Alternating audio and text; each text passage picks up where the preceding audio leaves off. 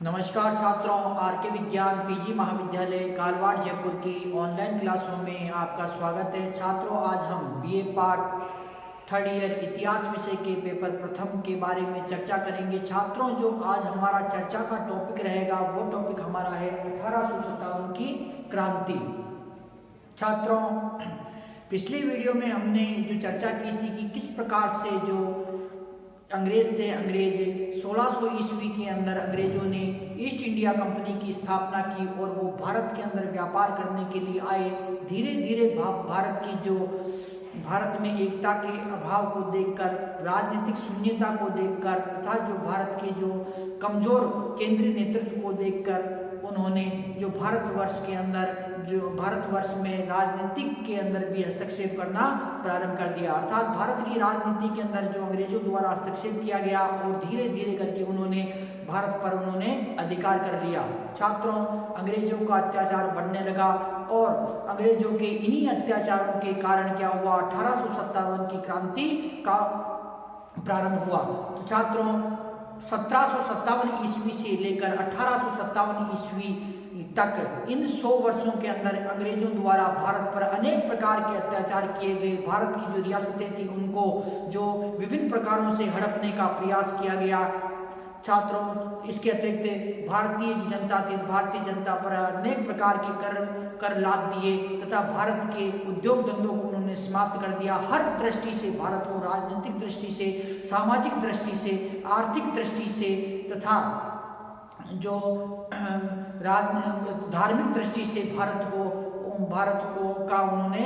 भारत के अंदर उन्होंने अत्याचार प्रारंभ किए। तो छात्रों, इसी कारण क्या हुआ कि 1857 की क्रांति प्रारंभ हुई। तो छात्रों, आज हम जो 1857 की क्रांति है, तो 1857 की क्रांति के बारे में विस्तार पूर्वक जो चर्चा करेंगे। तो छात्रों, 1857 की क्रांति, इसके बारे में हम देखते हैं। छात्रों, भारत में ईस्ट इंडिया कंपनी ने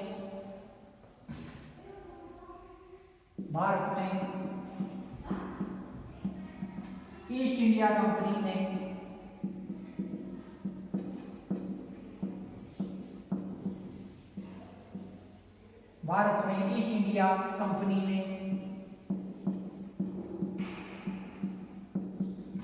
भारत में ईस्ट इंडिया कंपनी ने 1757 के प्लासी के युद्ध में विजय प्राप्त 1757 ईस्वी के प्लासी के युद्ध में विजय प्राप्त करने के बाद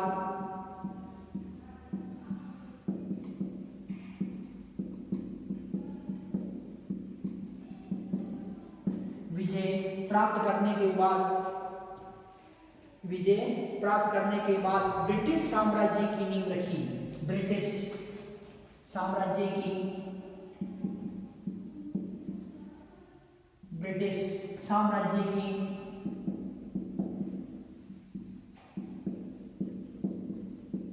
नींव रखी।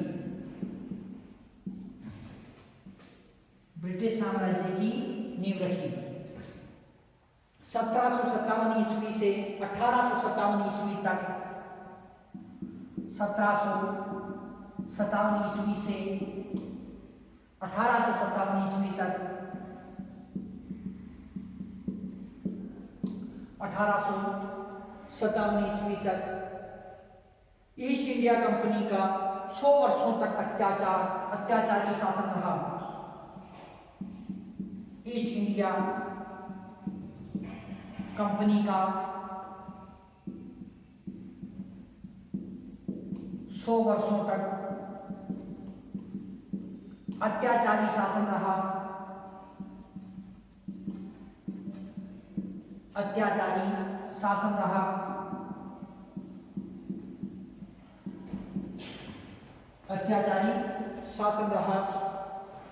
भारत की विभिन्न रियासतों को हड़प कर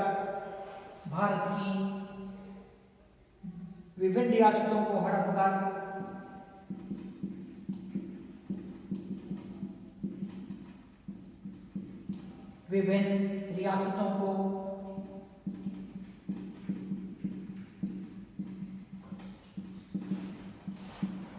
हड़प कर ब्रिटिश साम्राज्य में मिलाया, ब्रिटिश साम्राज्य में मिलाया,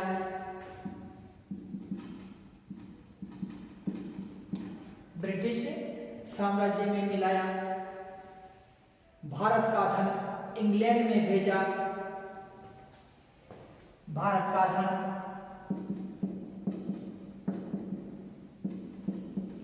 इंग्लैंड में भेजा,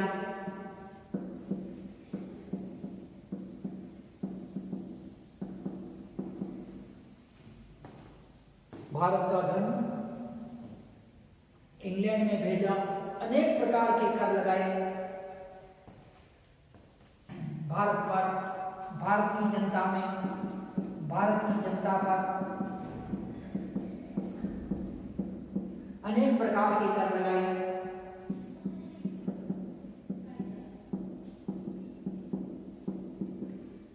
अनेक प्रकार के कर लगाए। अतः इस अत्याचारी शासन के विरुद्ध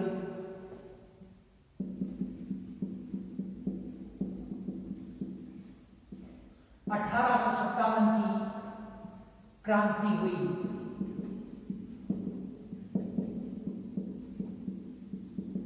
1857 की क्रांति हुई।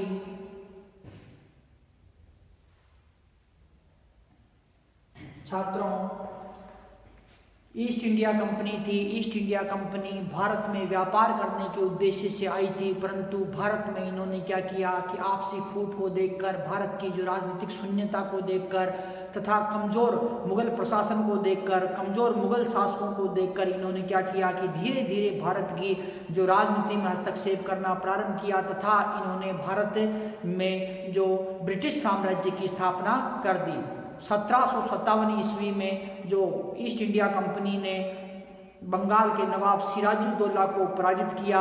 छात्रों, इस युद्ध में भी सिराजुद्दौला पराजित नहीं होता, परंतु जो विरोधी थे, षड्यंत्रकारी थे, उन षड्यंत्रकारियों के सहयोग से जो लॉर्ड क्लाइव था, लॉर्ड क्लाइव ने क्या किया कि लॉर्ड क्लाइव ने बंगाल के शासक, जो बंगाल का नवाब था सिराजुद्दौला, उसे प्लासी के मैदान के अंदर पराजित किया।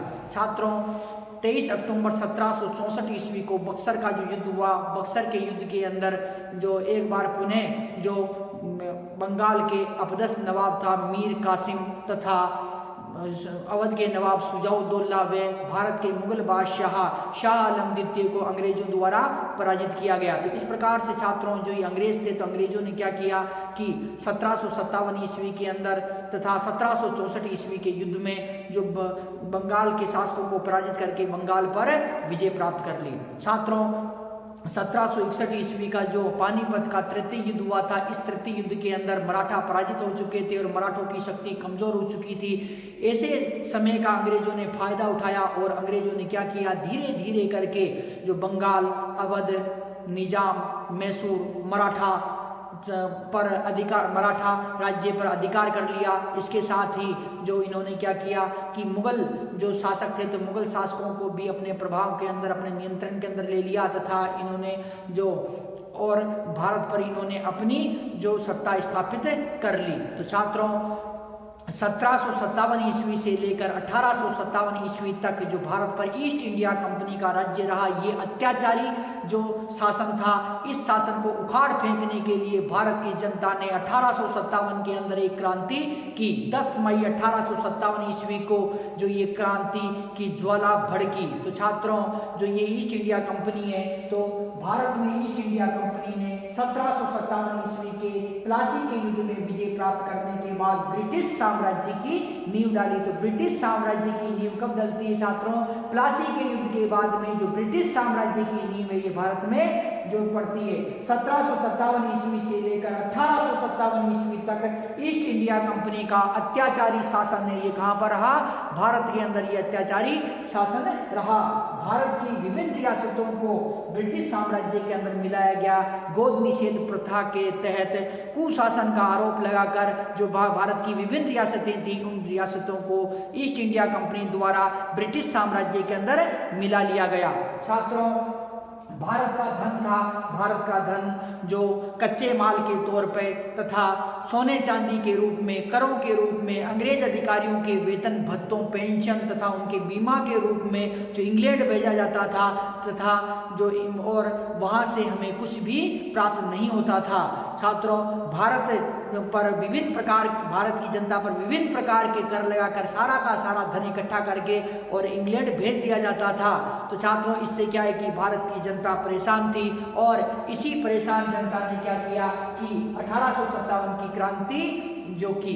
तो छात्रों, 1857 की जो क्रांति है इसे कई नामों से जाना जाता है। तो छात्रों, हम देखते हैं इस 1857 की क्रांति को किन किन नामों से जाना जाता है, तो उसके बारे में हम चर्चा करते हैं।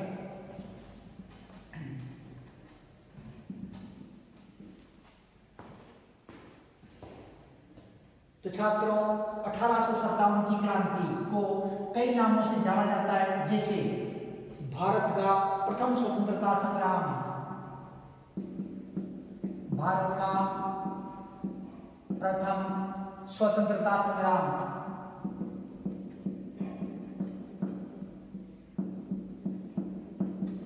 भारत का प्रथम स्वतंत्रता संग्राम, सैनिक विद्रोह,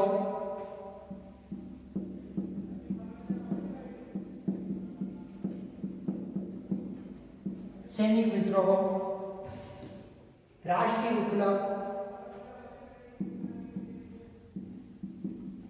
राष्ट्रीय विप्लव, राष्ट्रीय विप्लव, हिंदू मुस्लिम षड्यंत्र, हिंदू मुस्लिम षड्यंत्र,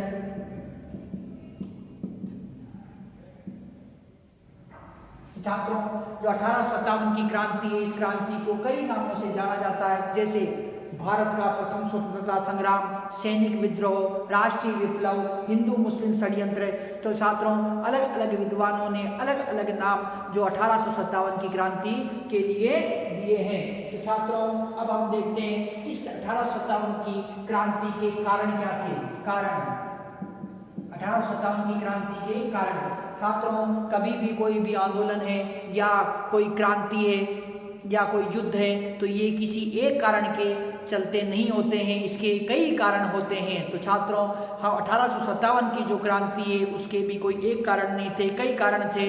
तो उन सभी कारणों उन सभी कारणों के चलते ये क्या हुई, क्रांति हुई। जैसे हम कारण के देखते हैं, राजनीतिक कारण, राजनीतिक कारण,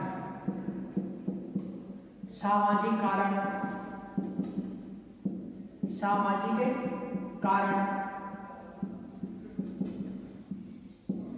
आर्थिक कारण, धार्मिक कारण, सैनिक कारण, तात्कालिक कारण। तो छात्रों, जो 1857 की जो क्रांति है, क्रांति के क्या क्या कारण है, राजनीतिक कारण, सामाजिक कारण, आर्थिक कारण, धार्मिक कारण तथा राजनीतिक कारण, सामाजिक कारण, आर्थिक कारण, धार्मिक कारण, सैनिक कारण व तात्कालिक कारण। तो इन कारणों के चलते हुए जो 1857 की क्रांति प्रारंभ हुई।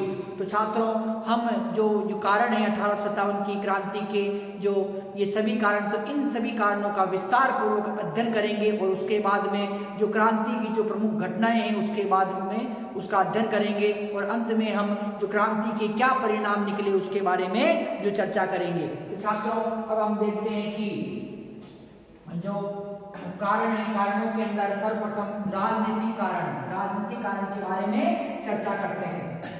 तो 1857 की क्रांति के राजनीतिक कारण, राजनीतिक कारण। तो छात्रों राजनीतिक कारण भी कई थे। जैसे पहला जो राजनीतिक कारण है छात्रों, उसके बारे में हम देखते हैं कि पहला राजनीतिक कारण कौन सा था? मुगल सम्राट का अपमान। मुगल सम्राट का अपमान।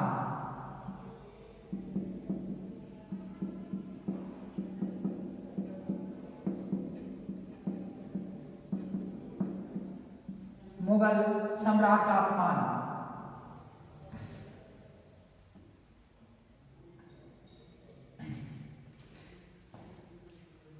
मुगल सम्राट को नजराना देना अंग्रेजों ने मुगल सम्राट को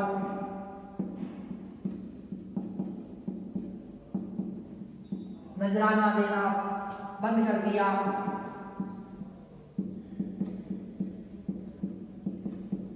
नजराना देना, सम्मान प्रदर्शित करना बंद कर दिया। सम्मान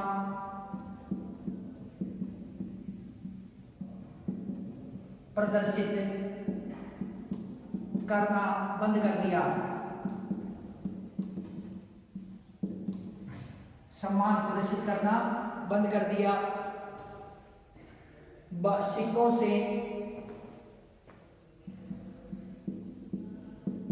सिक्कों से मुगल बादशाह का नाम हटा दिया।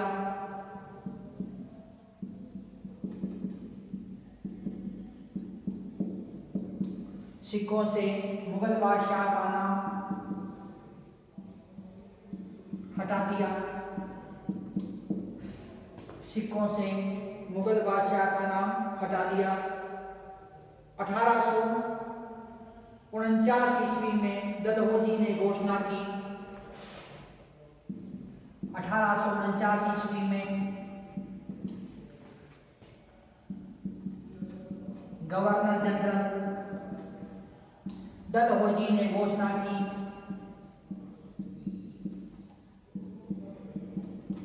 डलहौजी ने घोषणा की। गवर्नर जनरल डलहौजी ने घोषणा की। मुगल सम्राट बहादुर शाह जफर की मृत्यु के बाद मुगल सम्राट बहादुर शाह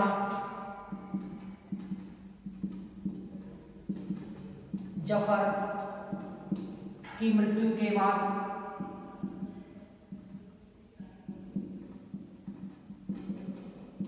मुगलों को लाल किला छोड़ना पड़ेगा। मुगलों को लाल किला छोड़ना पड़ेगा।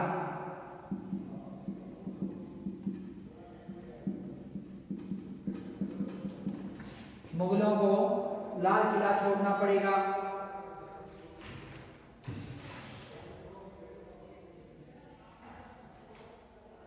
1856 में लॉर्ड केनिंग ने घोषणा की। 1856 ईस्वी में भारत के गवर्नर, जो अंग्रेज गवर्नर था, गवर्नर जनरल लॉर्ड केनिंग ने घोषणा की। Governor general Lord Canning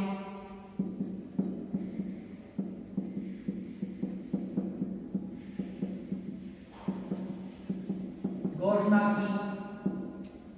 Lord Canning ने घोषणा की। बहादुर शाह की मृत्यु के बाद बहादुर शाह मुगल बादशाह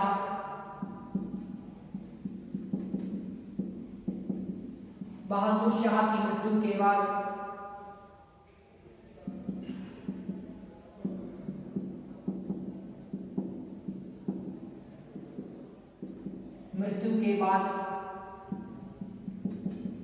बादशाह की उपाधि समाप्त कर दी जाएगी।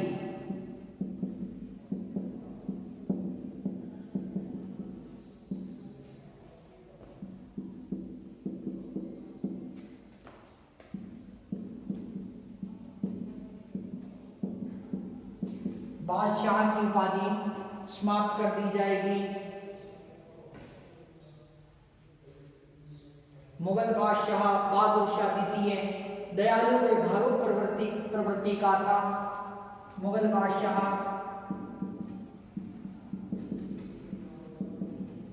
बहादुर शाह द्वितीय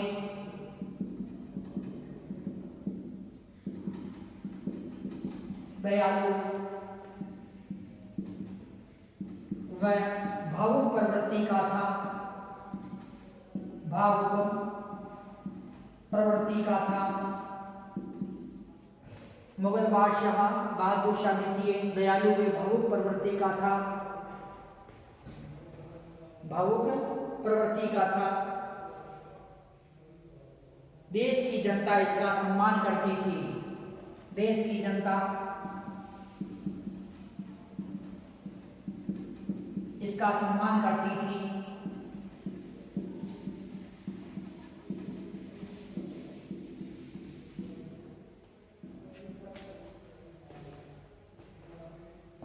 अतः लोगों में अंग्रेजों के प्रति घृणा व्याप्त हो गई। अतः लोगों में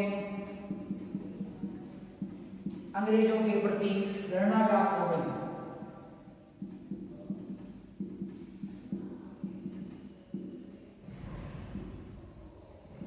घृणा व्याप्त हो गई।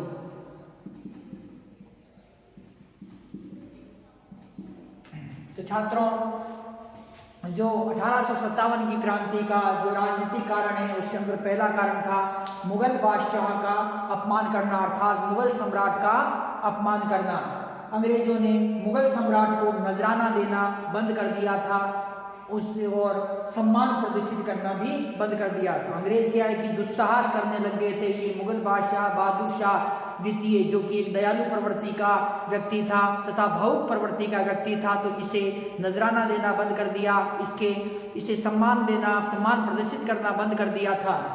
सिक्कों से मुगल बादशाह बहादुर शाह का नाम हटा दिया। अंग्रेजों ने क्या किया कि जो सिक्के चलते थे भारत के अंदर, उन सिक्कों से मुगल बादशाह बहादुर शाह द्वितीय, जिन्हें हम बहादुर शाह जफर के नाम से भी जानते हैं, तो इनका जो सिक्कों से इनका नाम हटा दिया। 1839 ईस्वी के अंदर, छात्रों कब 1849 ईस्वी के अंदर गवर्नर जनरल डलहौजी ने, गवर्नर जनरल कौन था? डलहौजी।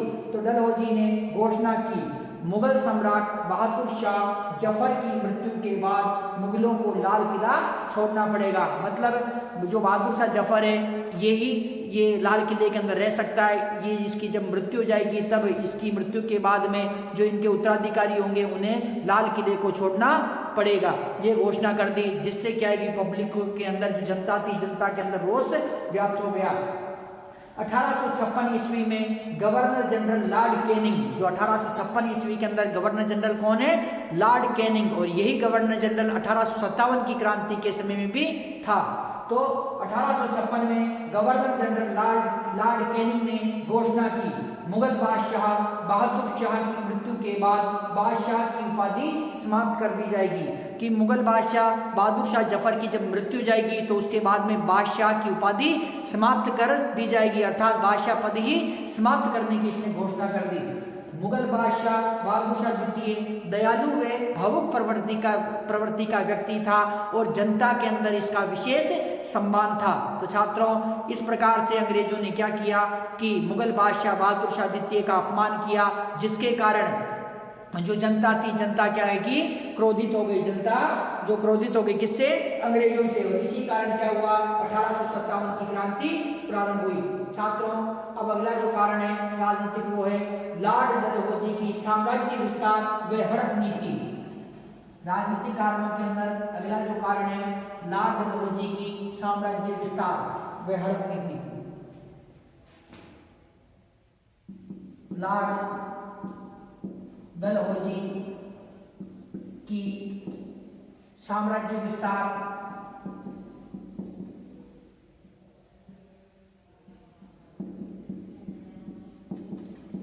व हड़प नीति। हड़प नीति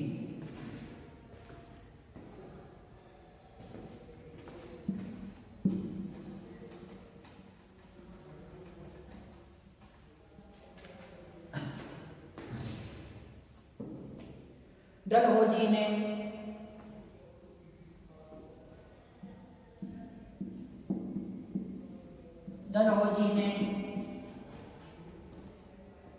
गोद निषेध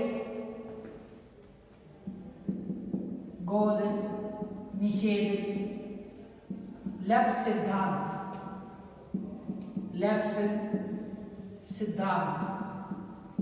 गोद निषेध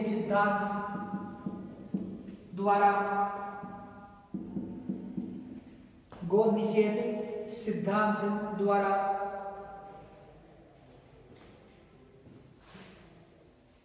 सतारा कहाँ आता था छात्रों? महाराष्ट्र के अंदर। सतारा को 1848 के अंदर, सतारा को 1848 के अंदर जो क्या किया, मिला लिया अंग्रेजी साम्राज्य के अंदर। सतारा 1848 में जेतपुर व संबलपुर, जेतपुर प्लस संबलपुर, जेतपुर व संबलपुर इन दोनों को 1849 ईस्वी के अंदर, 1849 ईस्वी के अंदर, तथा बगाट प्लस भगत, इन जो रियासतें थी इनको 1850 के अंदर मिलाया। उदयपुर तो उदयपुर था छात्रों, इसे 1852 ईस्वी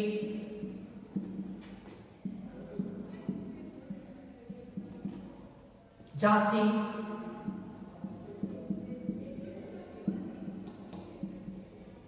1853 ईस्वी झांसी, 1853 ईस्वी नागपुर, 1854 ईस्वी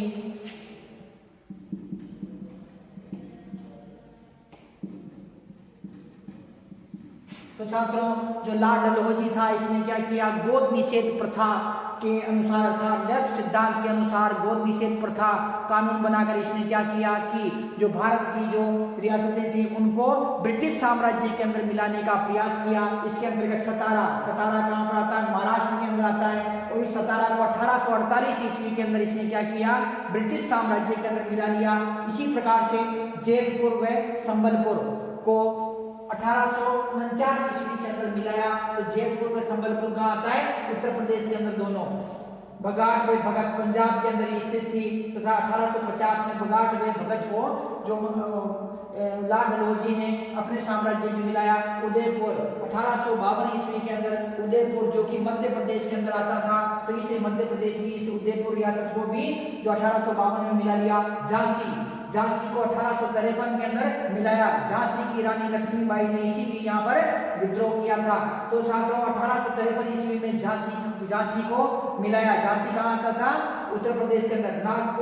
नागपुर महाराष्ट्र के अंदर स्थित था और नागपुर को 1854 ईस्वी के अंदर लॉर्ड डलहौजी ने जो अपने साम्राज्य के अंदर मिलाया। तो छात्रों इसी प्रकार से जो लॉर्ड डलहौजी था इसने क्या किया, अवध को अंग्रेजी साम्राज्य इसने क्या किया, अवध रियासत को तथा इसके साथ में ही इसने मैसूर रियासत को भी जो इसने मिला लिया अंग्रेजी साम्राज्य के अंदर। तो छात्रों जो ये लॉर्ड डलहौजी ने साम्राज्य विस्तार में हड़प नीति के द्वारा क्या किया, सतारा, जेतपुर, संबलपुर, झांसी, बगाट, भगत, उदयपुर, नागपुर, मैसूर तथा अवध को क्या किया, इसने मिलाया। तो छात्रों तो इस कारण क्या हुआ कि यहाँ की जो पब्लिक थी, यहाँ की जनता है और यहाँ के जो राजा है वो क्या है, अंग्रेजों के विरोधी हो गए। इसके अतिरिक्त जो अगला जो राजनीतिक कारण था, अवध का अंग्रेजी साम्राज्य में विलय। अवध का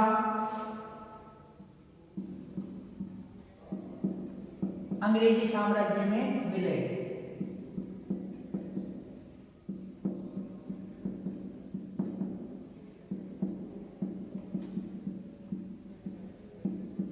अवध का अंग्रेजी साम्राज्य में विलय। छात्रों अवध पर 1856 ईस्वी में अवध पर 1856 ईस्वी में कुशासन का आरोप लगाकर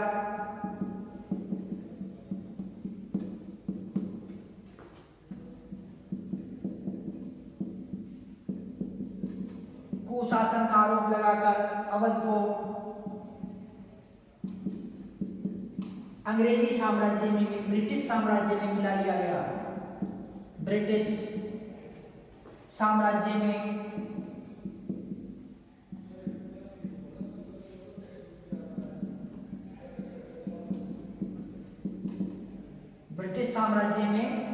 मिला लिया गया।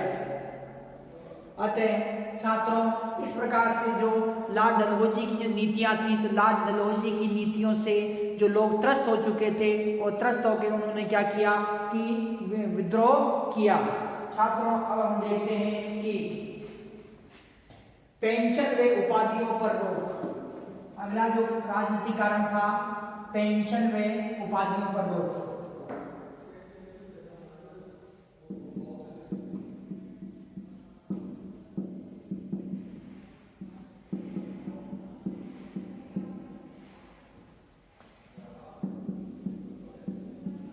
पेंशन व उपाधियों पर रोक। मराठा पेशवा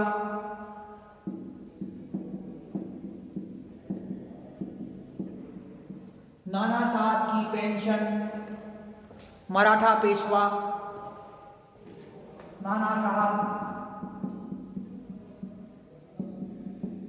की पेंशन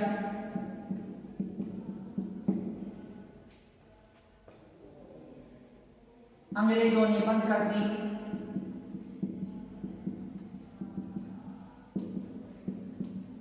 अंग्रेजों ने बंद कर दी।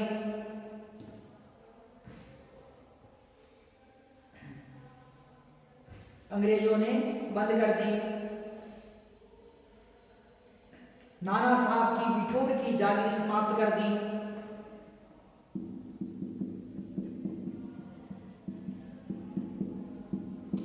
बिठूर की जागीर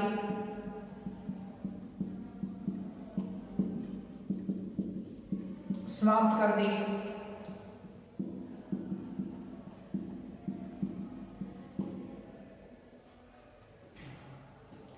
कर्नाटक व तंजौर के शासकों की उपाधियां,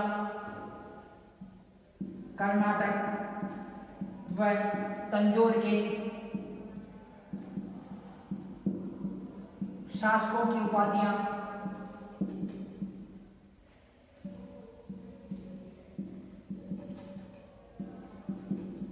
व पेंशन समाप्त कर दी।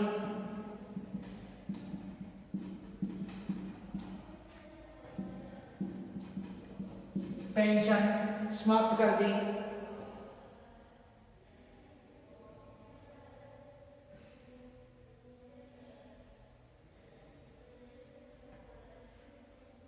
छात्रों, तो ये अंग्रेज थे, तो अंग्रेजों के जो राजनीतिक जो अंग्रेज थे, तो अंग्रेजों ने क्या किया कि पेंशन व उपाधियों पर रोक लगा दी। 1857 की क्रांति का ये भी एक कारण था। मराठा पेशवा नाना साहब की पेंशन अंग्रेजों द्वारा बंद कर दी। नाना साहब को जो पेंशन दी जाती थी वो बंद कर दी, तथा इन्हें नाना साहब को पेंशन तथा बिठूर की जागीर प्रदान की गई थी, तो पेंशन भी बंद कर दी और बिठूर की जागीर भी अंग्रेजों द्वारा छीन ली गई। कर्नाटक में तंजौर के जो राजा थे, तो इनकी पेंशन समाप्त कर दी गई। साथ ही जो इनकी उपाधियां जो दी गई थी, उपाधियों को भी अंग्रेजों द्वारा समाप्त कर दिया गया। जागीरदारों में असंतोष।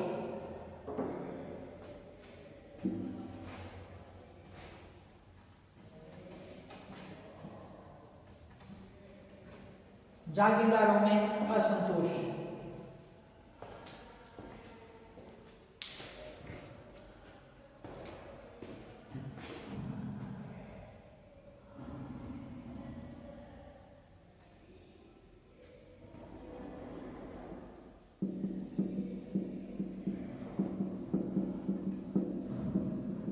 जागीरदारों में असंतोष।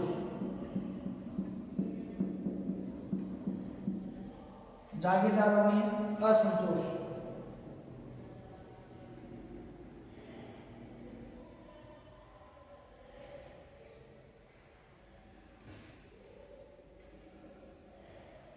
छात्रों 1854 में लॉर्ड डलहौजी ने जागीरदारों की जांच 1854 में लॉर्ड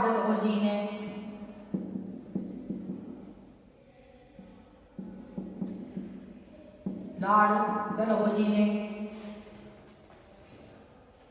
जागीरदारों की जांच के लिए मुंबई में जागीरदारों की जांच के लिए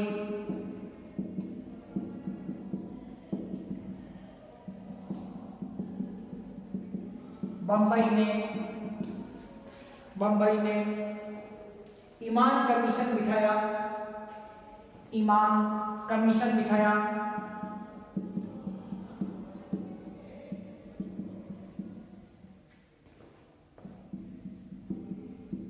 जिसमें 20,000 जागीरें जब्त कर ली।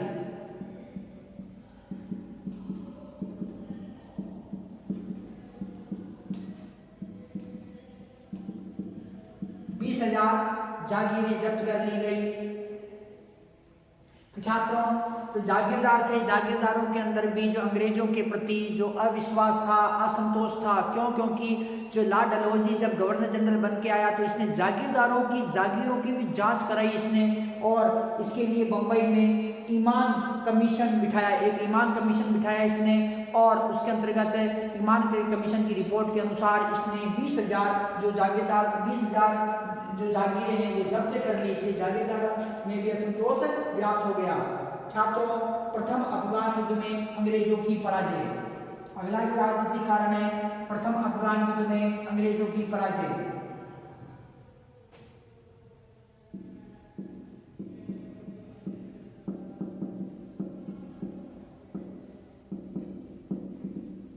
अंग्रेजों की पराजय।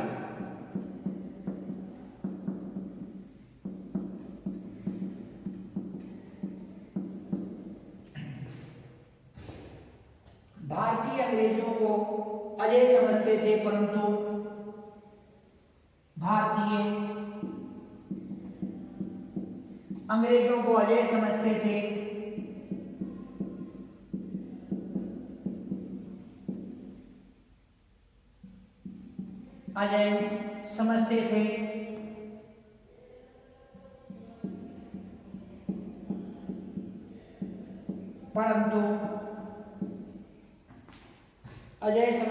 परंतु प्रथम अफगान युद्ध में अंग्रेज पराजित हो गए।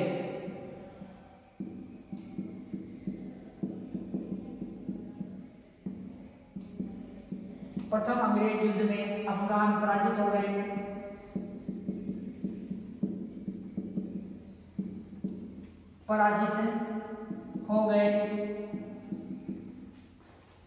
प्रथम अफगान युद्ध में अंग्रेज पराजित हो गए, जिससे भारतीयों के मन में यह बात आई कि अंग्रेजों को जिससे भारतीयों के मन में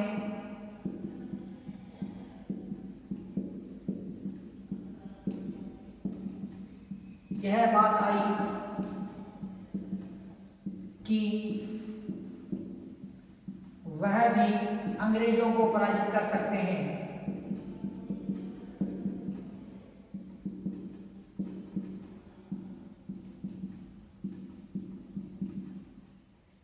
छात्रों, जो प्रथम अफगान युद्ध हुआ, उस प्रथम अफगान युद्ध के अंदर अंग्रेज पराजित हो गए।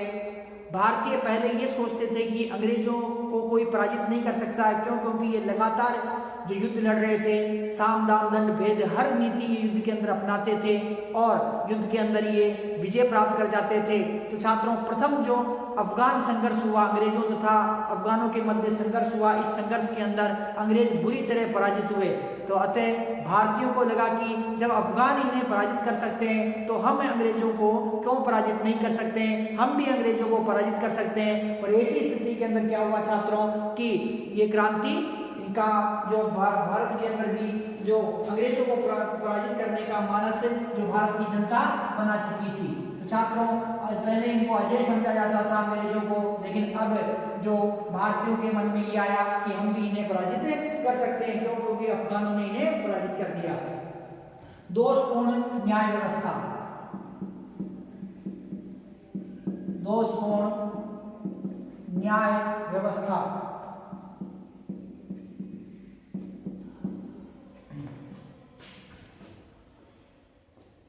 अंग्रेजों के न्यायालय में न्याय सही नहीं था।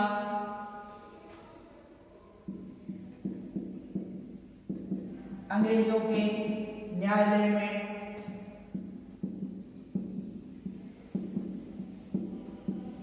न्याय सही नहीं था।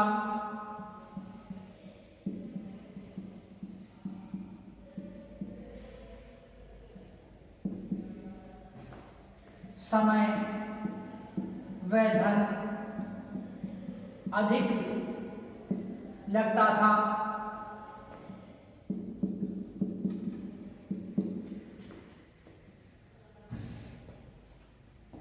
भारतीयों को न्याय नहीं मिलता था। भारतीयों को न्याय नहीं मिलता था।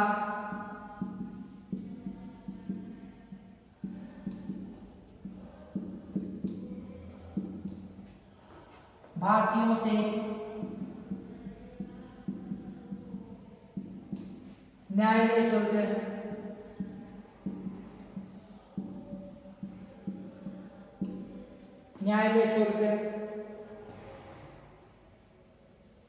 व जुर्माना अधिक वसूला जाता था।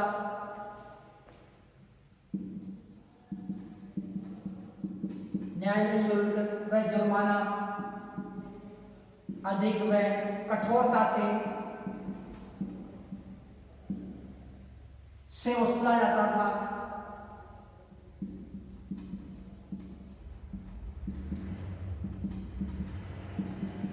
कठोरता से वसूला जाता था।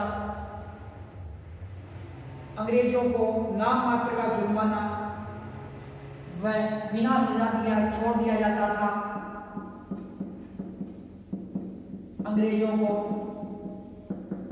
नाम मात्र के जुर्माने पर व बिना सजा पर या बिना सजा दिए छोड़ दिया जाता था।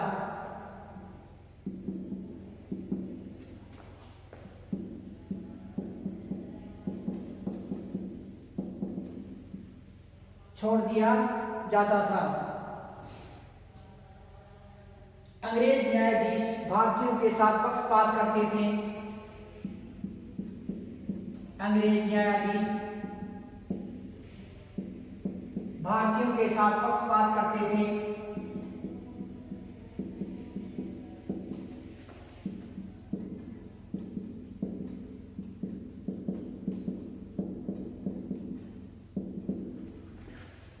छात्रों,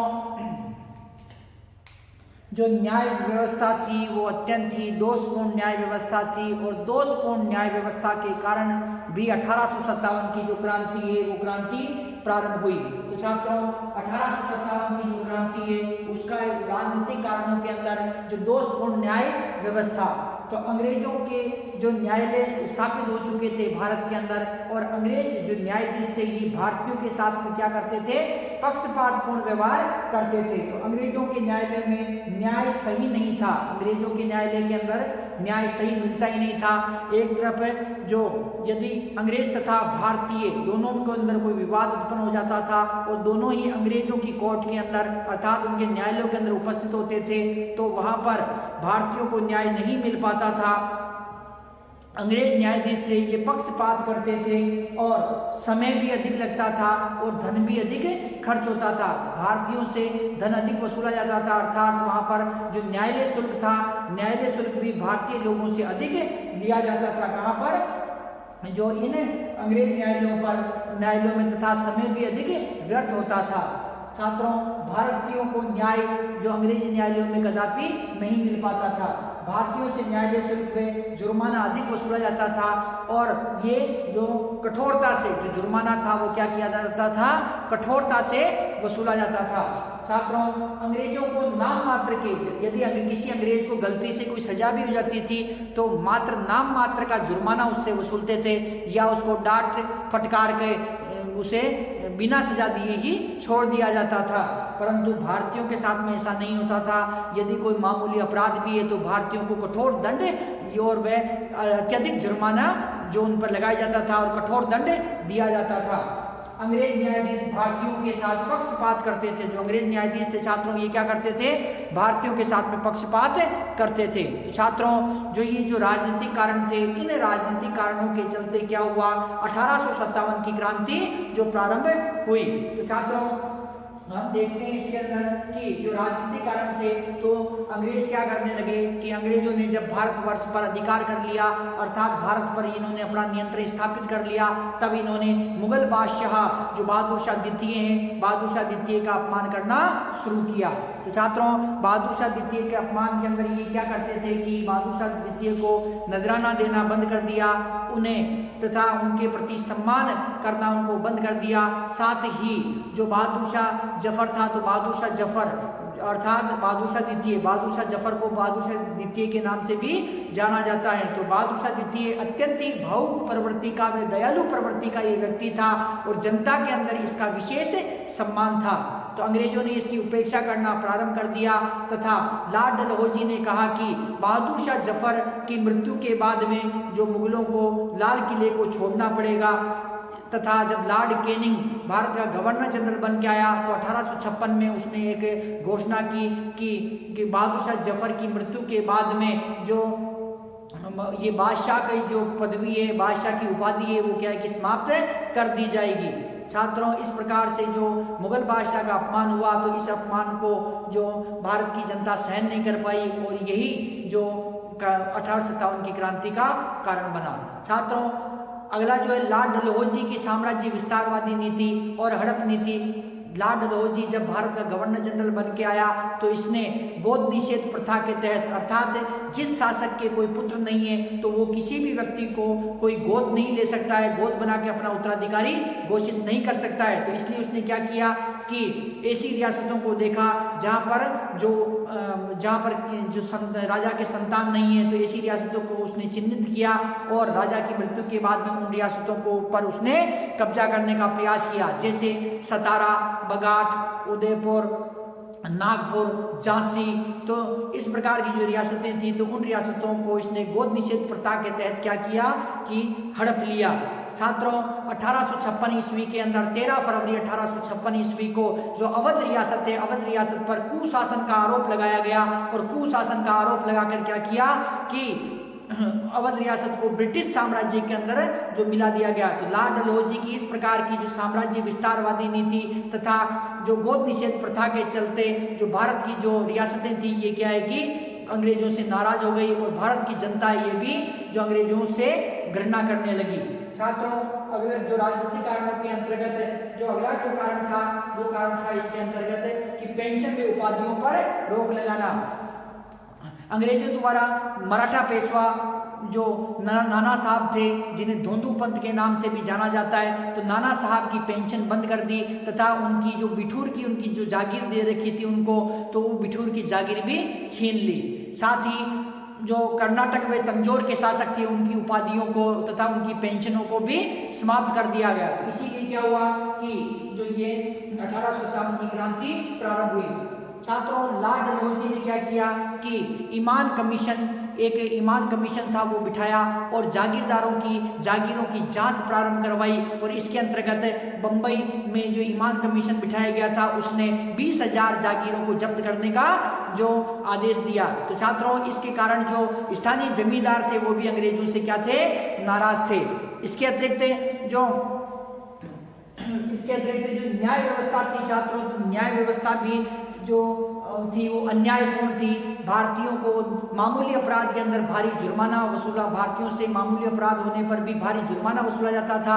अंग्रेजों तथा भारतीयों के अंदर यदि कोई विवाद उत्पन्न हो जाता था तो अंग्रेज अंग्रेजों पर यदि दोष भी सिद्ध हो जाता था तो उनसे नाम मात्र का जुर्माना वसूला जाता था। इसके साथ ही उन्हें डांट फटकार कर या बिना सजा दिए ही छोड़ दिया जाता था। परंतु भारतीयों पर यदि दोष भारतीयों पर यदि दोष साबित हो जाता था तो भारतीयों को कठोर दंड दिया जाता था, भारी जुर्माना वसूला जाता था। अंग्रेज न्यायाधीश ये लगातार भारतीयों से क्या करते थे, पक्षपात करते थे। इसके अतिरिक्त जो प्रथम आंग्ल अफगान युद्ध हुआ था, प्रथम जो युद्ध होता है अंग्रेजों तथा अफगानिस्तान के अंदर अफगानों में, तो छात्रों इस युद्ध के अंदर क्या है कि अंग्रेज बुरी तरह पराजित हो जाते हैं, जिससे भारतीयों के मन में यह धारणा व्याप्त हो जाती है कि अंग्रेज अजय नहीं है, अंग्रेजों को पराजित किया जा सकता है। तो छात्रों ऐसी स्थिति के अंदर क्या हुआ, इन निम्नलिखित राजनीतिक कारणों के चलते 1857 की क्रांति प्रारंभ हुई। तो छात्रों राजनीतिक कारणों के बाद में अब हम जो चर्चा करेंगे वो 1857 की क्रांति के सामाजिक कारणों के बारे में चर्चा करेंगे कि किन सामाजिक कारणों के चलते जो 1857 की क्रांति हुई। तो छात्रों अब हम जो चर्चा करेंगे 1857 की क्रांति में सामाजिक कारण।